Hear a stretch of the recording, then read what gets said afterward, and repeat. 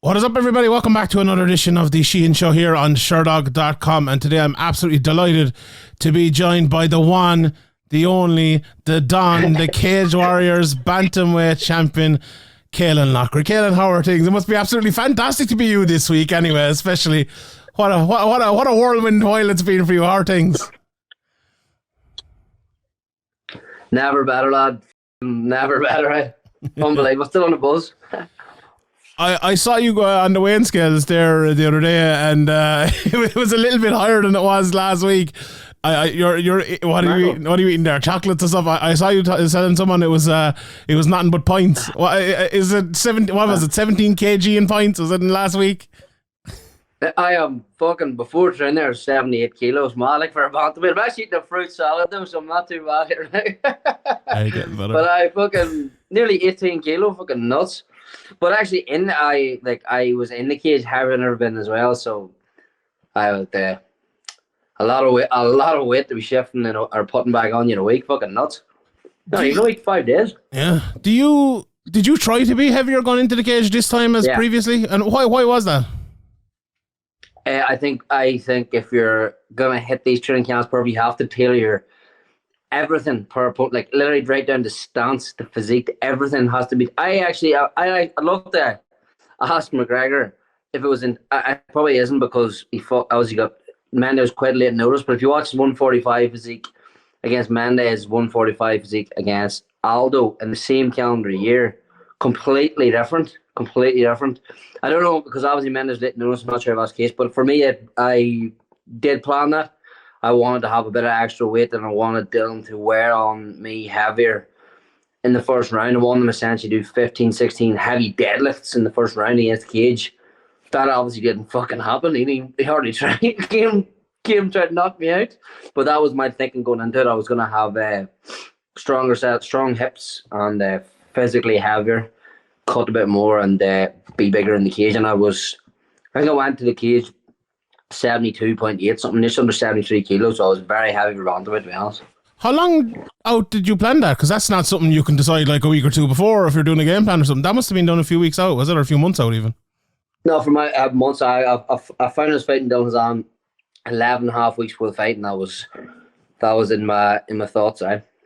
That's very interesting. Like, I think a lot of people these days that they concentrate on themselves and they're very maybe they do in the background, but they don't say it. That they say, well, I'm going to go out and I'm going to prepare for the opponent. But obviously you have it. I know you're concentrating on your own game as well, but is that something you always do when you're looking at opponents, concentrating their game as well as yours?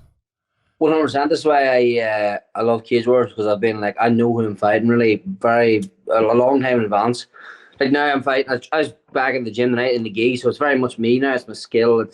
And just all around enjoyment of training and learning. But when I get an opponent, it's very much right. Where's his weaknesses? Where I can tailor. My coach is the same.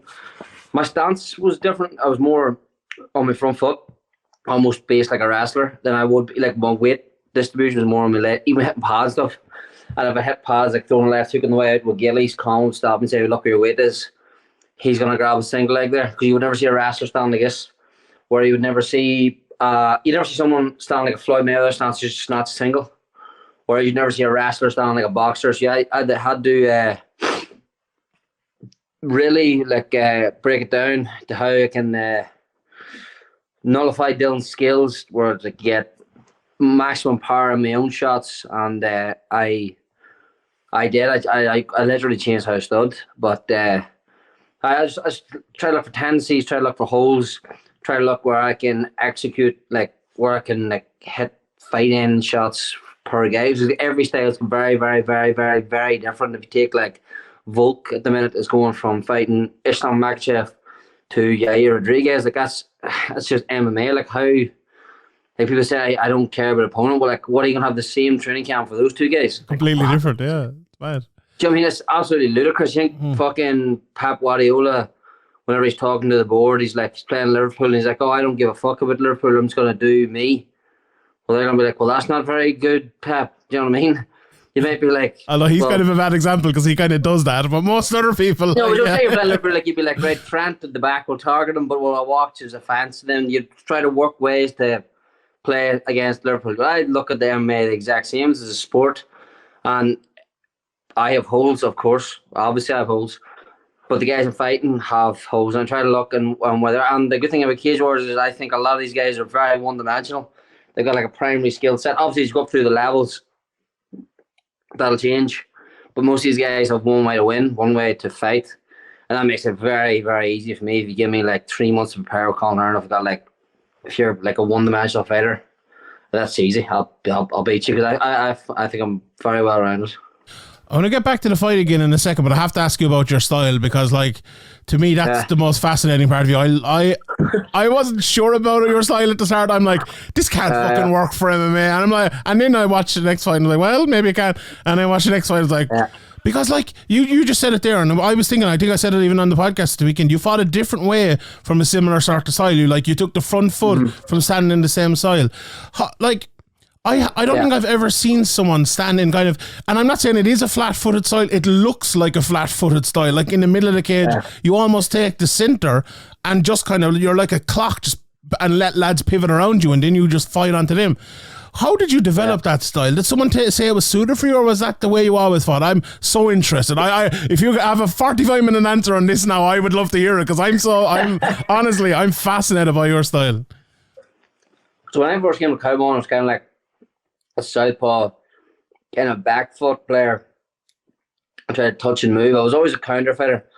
But when I started boxing, I was very young. Like, I was in boxing a long time, but it very much became a case of use your physical attributes better. Use my timing is fucking lethal. It always has been lethal. Start to pull this way that I can put my body type, what I'm good at together, and me and Connor's got working. Then it became like studying and just guys that I've loved watching. My favorite fighters are Canelo and Triple G. I just love the way they move, and I love just love the skill. I love the skill of, like, any man can close their eyes and swing a big shot and a knockout, but I love pressure counter fighters. Love guys who can have the confidence to throw while you throw. Some guys that even I tell you, like Hardwick, I watched him live, George, in the Manchester one. He was so methodical. And the guy who was sitting beside me, he was like, no, this guy's giving him problems. Like, he's not giving him problems. You don't know what you're watching. He was just waiting, wasn't he? Like that. I thought that was fascinating as well, because like he spent 3 minutes doing nothing, just sitting there watching your man, and then he just decimated him, like high guard, thinking, letting you throw, like whatever what way is your body moving. I just love Peter Yan, how he fought. He's a very different fighter over 3 than he is over 5. I don't know, that my style just. I haven't took a back step in about 3.5 years in the gym or anything. I just love going forward. I love breaking guys. I just do the basics really well and look for openings. Well, I on Saturday night, lad, I didn't. I left myself. I left myself wide open early, but style just suits my physical attributes and it suits my skills. It's based on reactions, based on power. It's based on, I'll tell you what else it is. It's based on damage. So regardless of, even if it wasn't to finish the guys, I usually have impact when I hit. When I grapple, it's damage, and I think that's just a good way to fight now. So it just suits me, lad. But I don't think I'm going to be banned in his fight, like, to be honest. No, and that's exactly it, because like the lower you get, the more of a speed game it becomes. And like yours is more of a methodical game, like as you said about George Hardwick as well. And it's fascinating because the one thing that always is the next best thing in MMA is something that no one else is doing. You know, and that is definitely the way you've shown in Cage Warriors so far. Do you think a big part of it as well is that lads have no one to prepare against for your style, and they're going in blind against you? 1,000,000%. If you're going to fight me, I'll give them a clue right now. You have to have lightweights rotating on you all the time.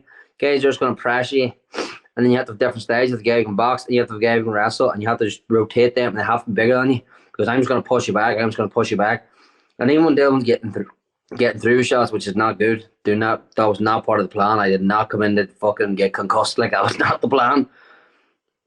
I felt when he was getting through, it was like I was getting a rate of him. I was building momentum. His shots were not affecting me. I was getting a timing on his loops and starting to see it. So I just felt like I think you have to rotate on guys bigger than you, and you have to have grapplers and strikers together because I have no ego. I will beat you where I feel you're weakest. That's usually what I'm at. You know what I mean? On the fight itself, and I actually want to go back all the way. And you know what? We'll do that first. We'll get back to the fight because the fight's going nowhere. You said you boxed when you were young. Did you? I just wondered if you play any other sports. Did you play a bit of GA or anything, or did you do anything? Because you looked to me like a lad who tried everything when he was young and ended up with MMA. I only done boxing on like winters on the side of Gaelic football. I was playing football and throwing my whole life.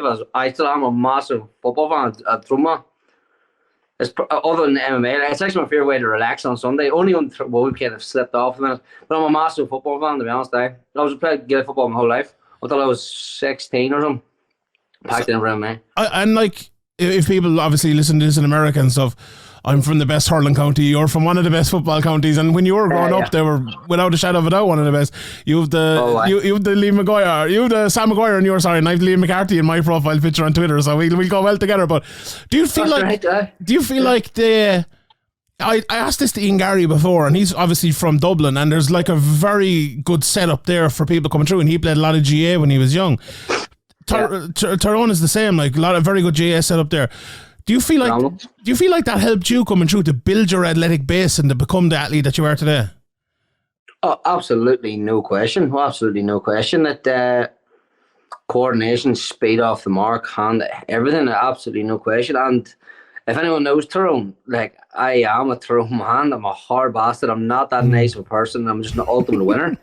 That's just, I'm a Tyrone man. If you ever watch TikToks, we'll talk about Tyrone man. I'm a Tyrone man. The how I fight is how Tyrone play football. They get stuck in, game as fuck, and they're always physically fit. They're always in your face. Nobody likes them. You know what I mean? I'm a stereotypical Tyrone man. That's just what it is. But absolutely, Gaelic football. I love the sport. I love watching it. Like the skill of it, the speed. I absolutely love it. I love the intensity. And I'll tell you one thing. I don't know if it matters or matters not. When I used to play football, the only time I was ever like really good was on county finals. All the big days when I played for the school and stuff, it was the big day. That was the only days I was like, not that I wasn't really interested, but they were the days I'd rack up the big scores. If I was the big matches when there's big crowds and stuff, and I'd always like, I actually was backstage already coming to a big game, just talking to myself. It was like, game day player. I was sitting myself backstage the other night. And that probably does translate. Even just having them like big crowd situations from your child, I'd say that probably does translate. I don't know, but as an athlete, absolutely. Some of the county footballers now, they're phenomenal athletes, so definitely helps, I'd say. When did, I suppose, the transition to MMA come in, and when did it go for you to go over to Kaobon? Because like a lot of people in Ireland, like there's a lot of gyms here now and stuff, a lot of people don't need to leave or don't choose to leave, but you were one of the guys that ended up going there. How did that happen? Tell us how you went from, I suppose, playing GA and doing a bit of boxing to MMA and then over to Liverpool. Yeah, so I was 16 and I was making my senior debut for the club, and I was playing corner forward, and 3 minutes in it tore my ACL, and within, I don't want to get this wrong, something like ridiculous, lad. 1 tear, 6 months, lad. Within like 15 months, I had 3 ACL tears. No way, Jesus! I swear on my life, literally down my cruise by the time I was 17. It was absolutely nuts. Jesus. But I'd been training like MMA on the sides, and then I was training MMA. I was preferring MMA, the football, and I was coming back, and I tore my ACL, and I was like, "Fuck this shit." So I just packed in and stuck at the MMA. So I was a bit injury made me stick at the fighting.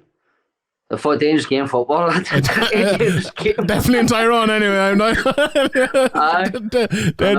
And how long was it then before you went over to Liverpool? About 5 years, something like that. There after in about 21, I went full time at it, and as moved to Liverpool. Then I was still an amateur to move to Liverpool, and yeah, probably the best decision I ever made, to be honest, coming over here. What was the decision behind that? Like, was it that you weren't getting the training here, or was it that you just wanted to move, or did you go for the crack, or did you go over for work, or what was it? No, I was. Tell you what, was that I used to train.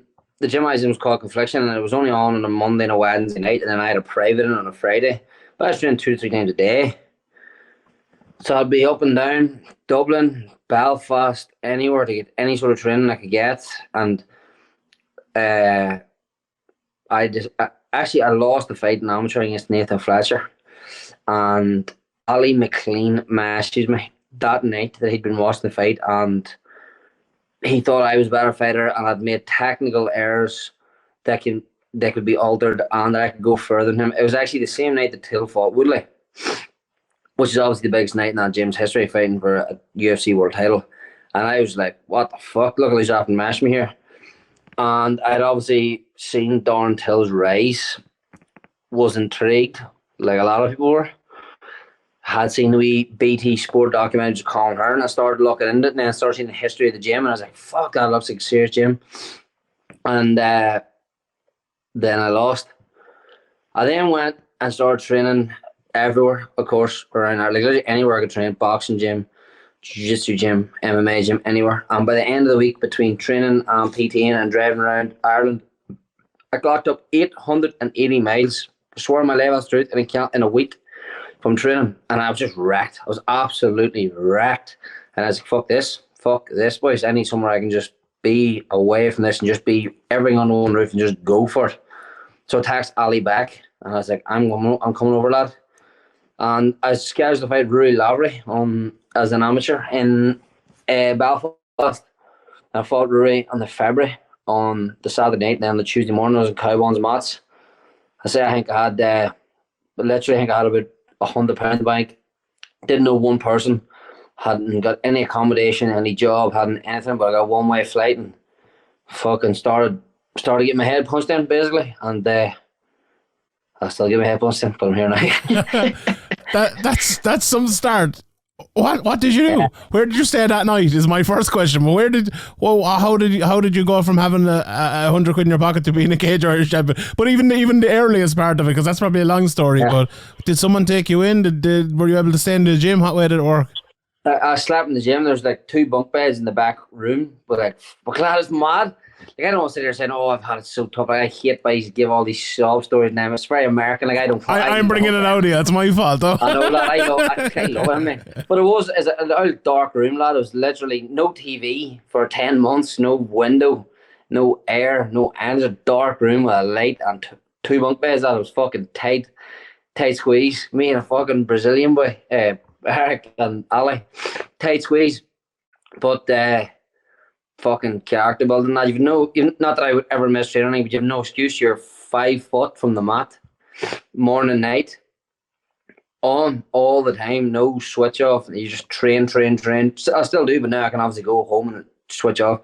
But just like when I was even moved out of the gym, I seen a younger fighter going and sleeping in the back. I was like, I always take a look at a guy like that, because if nothing else, you can tell he wants it. You know what I mean? I'm so happy on it. I'm so fucking happy on it. So happy. Does that help you grow belief? Because like I feel like I was talking to Reese McKee last week, and when I look at Reese, I see calm. Yeah. That's the one thing you see with calm. It's belief as well, but it's mostly calm. With you, I see belief. I saw you talking to lads over in the old triangle. They put up a clip, and I was like, "Jeez, I believe this lad." You know, do you know, like you hear people like that sometimes, and like, I believe it because you believe it, sort of thing. How did you get that? Is that something you've always had, or is that something you just like, you're so confident in the skills you've attained that you have it, or what do you realize kind of you have that, I suppose, is the big question. Yeah, I'd say like my confidence comes from my hard work, but like, lad, I never see outside the boys from team. We have guys coming into the gym all the time, boys from across Europe, and I would outspar for this camp outside the gym and stuff, the travel and stuff. Lad, I never lose to guys outside Team Kaobon. Like, I mean, I literally never lose rounds. Like, in years, I literally never, ever don't win against anybody because I'm sparring. I literally never, ever lose, ever. Like, literally, ever. Even against, like, when I'm in the gym and I've got, like, Mike Undert hitting on me and his son Jack and Yannick and these, you're in the gym with teammates, them boys absolutely smash me all the time. I never, ever, ever go through a day without losing rounds between them, because also I'm trying to work things and everything, and these guys are just pretty high level. But when I have a guy coming in to switch on, this guy's new, lad, I never lose. Like, that's where my confidence comes to the gym comes from. Like, I literally, like some of the names were trending over COVID, some of the big Bellator UK names and Cage Wars champion stuff, and I was like in the gym just training. I was like, when I get my opportunity in Cage Wars, like it is only going to go one way. Like I am not going to lose to these boys. Never am I going to lose to a UK or regional level fighter. I just always take them down and get their back every time. It always happens. So like I suppose that's from my confidence comes from my coaching in our gym. It's just like funny. Till said the same to me one time a couple of years ago. I was talking about like all the renegade boys and stuff, and we're talking gym, and he's like, I never lose to guys. It's just gym, and I was like, I started to myself, I was like, I know now the way. I never lose against this gym either. So I suppose that's the way we train is different, lad. It's just different. It gives me so much confidence. And every time someone's in our gym, they get so tired before we get tired. And I love it, lad. It gives me so much confidence. It's just how we train and just winning. It just gives me so much confidence in myself. I don't know. And it was funny. I don't really write down much notes before I do an interview, but one thing I've written down about you is like winning the title didn't seem like a surprise. Like, and not even that it wasn't a surprise. You're fully expecting to win, but a lot of lads it feels like this is the biggest achievement in their career, and there's nothing wrong with Absolutely. that. Like, but for you, it felt like I won the title, right? Let's move on, kind of thing. Like almost immediately you enjoyed it, but it was always like, well, I was always going to win this. I knew I was going to win this, and what am I going to win next, kind of thing. 100%, lad. I guess this was the reason I came through. Like, I'll tell you this: like at the start of the year, PFL tried to buy me out of my contract and offer me a good month. Not even just a fight; it's the same name, like a lot of money. And I obviously, in Cage Wars, I'm struggling financially. Of course, I am. But I have seen the way this has went the last 10 years. Ireland, the UK, you get these. Like at the minute, it looks a wee bit different. I'm not sure, but. It's been just you get these belts and you build your name. You have, like, honestly, lad, having Caolan Loughran as a coach and then having Caolan Loughran and Ian Bean discussing my matchmaking as I grew up, like I couldn't feel safer. You know what I mean? Like it's ideal, absolutely ideal. Like I'll tell you this, I got offered Luke Shanks on my first Cage Wars title fight, or first fight for my debut, and Caolan turned it down, and he said, I have no doubt you'll beat Luke Shanks. He said, it's like, what's straight after? What's straight after that? Do you know what I mean? Like, what come? Then you're in, then you have no way of looking back. I wanted to sign with Cage Wars the whole way through the COVID pandemic, and Colin wouldn't let me. He was getting annoyed at me for asking him. He wouldn't let me because it's not just a case of, Floyd Mayweather used to say everything's about timing. You know what I mean? And it's not just a case of showing a man how to throw a jab or how to slip a fucking left hook or how to entries a dorsal. It's about the fight game. This is a career, but this is a fucking career. And I know a lot of men who this is not went well for. A lot of guys that don't have big paydays, don't have anything to show. Like, this is a hard sport if you haven't. Because of course I will go into cage with anyone. Of course I will. Of course I will. Sometimes a fighter needs to pull back. And he wouldn't let me sign with Cage Wars until he felt that I was at a stage of UFC level.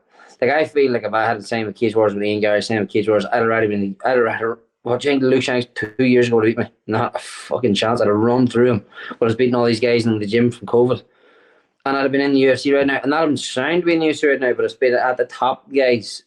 You know what I mean? The bottom's no issue. And Cage Wars is very similar. But everything has to be pulled back. And he let me sign with Cage Wars and he felt that I was at UFC level, so I can just go. Do you know what I mean? We can just fucking fight anyone now. Let's fight them all. Let's just go now. Beat these guys gradually, build up, and then whenever the UFC come, we can just go to the UFC. So I think that's all. I think it's very important. I am very aware this is a career, and I'm in safe hands. You know what I mean? And I suppose that's been shown over the last two fights, because like you eventually obviously did fight Luke Shanks. You beat him in a canter in the second round. You fought Dylan Hazan. You know, you and him were the two number one and number two prospects in that division, the number one and number two contenders after the Martin Yoni decided not to fight for the title. Yeah, you destroyed him in round two as well, and I've great time for Dylan. I think he's a very good fighter, but that's the fact of the matter. Like, and I said I'd go back to the fight again, and I wanted, because like you mentioned earlier your power, and you mentioned he was hitting you. It was funny because like I was talking to a few people about the judging around like the first round even and stuff. It's like the shots that you landed were a different a different category of shot to the shots he's landed. Like that front kick right up the face. I think the fight was over once you landed that. And he stayed in there well. He did a great job of staying in there. But like your shots, did you feel that when you were in there that your shots just had a different level to his in there? 100% timing and power. That front kick you said it was very weird because like, so basically like behind me was all Italian, to my left and to my right are all Italians, and to right there is all the Irish. So Dylan's back was to the Irish people, and I smacked this front kick up the middle of boom, catch him, and I could see, oh fuck, I have you. His whole leg shake. So everything here goes quiet. That my corner see it. But the Irish people must think I hit him on the chest. Something they don't catch on that he's fucking rough. So the whole place is quiet. But I was like, why is no one react there? What's going on here? I said, I have the cunt. Why does no one catch on? Because none of them could see it. And then the commentary was able to pick it up when people watching at home. But the Irish talking to the boys are all at the fight after. They're like, you called him a front kick? I was like, I fucking shook him. What are you talking about? But my power was evident. His job was getting through. And I left the case, and the first thing John Gillies was talking about my exit, and like how I was exiting combinations, it was terrible. I was a good counter, like I would have knocked myself out, if that makes sense. A good counter puncher would have cleaned me. So a lot to work on, but my power is just there at 135 pounds. Like I'm a really big guy. It's the weight class, fast twitch muscle fibers, and I think about timing. I don't just throw and hope, but if I'm throwing a shot, I feel it's on. If I shoot for a takedown, I feel it's on. It's not guesswork. Do you know what I mean? I think it's interesting because like the immediate question is what's next, because you know. Yeah. I think you could go to the UFC now and you would do well, right? And obviously you said you have lots of improvements to make, and you can do that in the UFC at this stage. But I think the only thing that you're missing is a bit of a test in certain areas. Like Dylan was supposed to be a bit of a wrestling test. Now I didn't necessarily think it was going to be that, because I don't know. I always felt like he was going to go out and try to do what he did. But anyway, that's another discussion. But like, is that something that you've spoken about already, or is it, you know, with Colin or with Ian Dean even, or is it the UFC you're looking for right away? Like when you talk about this, right? This is a career, right? This is a career. Would the career be better if you had won maybe 2 more fights in Cage Warriors and then got to the UFC? Or, you know, that's a very hard question to answer. Like if you get signed to the UFC now, great. But like, would it be better in the long term to have a few more fights in Cage Warriors? I don't think so, lad. Honestly, I understand what you're saying. 100%, of course, I understand that. But lad, I don't know. Lad, I don't know. Like I just watched Aljamain Sterling and Henry Cejudo. Like I think I could knock them out right now. Like I swear, I love it. I swear on my life. I swear to God, they both got so tired and they're just so easy to hit. Like, and I'm so hard to take down. I don't know. Like I'm smart enough to know that if Aljo got my back, like I'd be doing well. The end of the round's the best case scenario. But Chito Vera's number 3 in the world. Like, you can't tell me that Chito Vera is good. Like, he's not good. He's got a big punch. Like, I don't know. I think it's time for the UFC to fuck. I see you saying at the weekend there, they're talking about the Boston card, August 17th. Like, who better, lad? Who better? I think I'd get the whole thing going. I don't know. I think it'd be unreal. I think it'd be unreal. I think Dylan Hazan's low level UFC. Yeah, like it has to be. Yeah. Dylan's a good fighter, like, and like if people were watching Dylan for the first time against you, they mightn't realize that, to be honest. And that's about that's a compliment to you. Yeah, that's not how he fights. Yeah, it was weird, but like, I saw John Anik putting out the thing about Boston, and like it's funny because like I went on his show last week and I was cheerleading for Paul Hughes a bit, but then like Reese won, I was like I should be cheerleading for Reese, and then you won, like I should be cheerleading for you, like you had all that together, right? And the 3 of you like should be there right now, and like there's other people as well, like Lee Hammond is obviously in tough, and there's other Irish people. Danny McCormack is on the verge as well, and Kiefer Crosby's on the verge, but the 3 of you are the champions right now. You're all from a similar part of the world and everything like that. It just feels like it'd be a no-brainer for the UFC to kind of sign you all and make this a wave, like, wouldn't it? Oh, lad, it would be special, lad. It would be unreal. Obviously, Ian's fighting this weekend. I hope, like, see over COVID, like, I was like, because I couldn't fight, I was really like bitter. It's not a good way to be. Now I want to see all these guys win. I swear to God, because I've just got my own. Is it because I couldn't compete? You know what I mean? I've got my own chance now. I want to see these guys win. I swear to God. If you put me and Paul and Reese and Ian all on a Boston card and like fucking put that out before the tickets go on sale. It will be unbelievable. It will be unbelievable. I just took 80 odd people to the room. It was nuts. It was actually, nuts. on that, I heard there was a few scraps going on after the fight, was there? There was. There had to be, but the bouncers wanted it. The Italian bouncers couldn't take it. I wanted it all, so they were like pushing. They like pushed. They let like 2 or 3 Irish guys out and put them into the crowd. The Italians, they got fucking battered, and the Italians were all super. My mates were absolutely airlocked. They won't forget that weekend in Rome, but yeah, I feel like as well, especially like if you have one guy or two guys or three, like to have 3 lads there'd be an almighty amount of people flying out. And like Boston isn't too far from Ireland as well. I don't know. I think it makes it's actually the Irish in New York and stuff that would just come. And in Boston, I had a summer. In 2018, I trained with Danaher in the death squad with New York, and it was just full of fucking Irish people. Like it was. They all told me they just go as like the Woodlawn just goes down into the city for the fight, so they would all go to Boston. We would literally, it would probably be the best UFC event crowd wise of the year. It would be insane.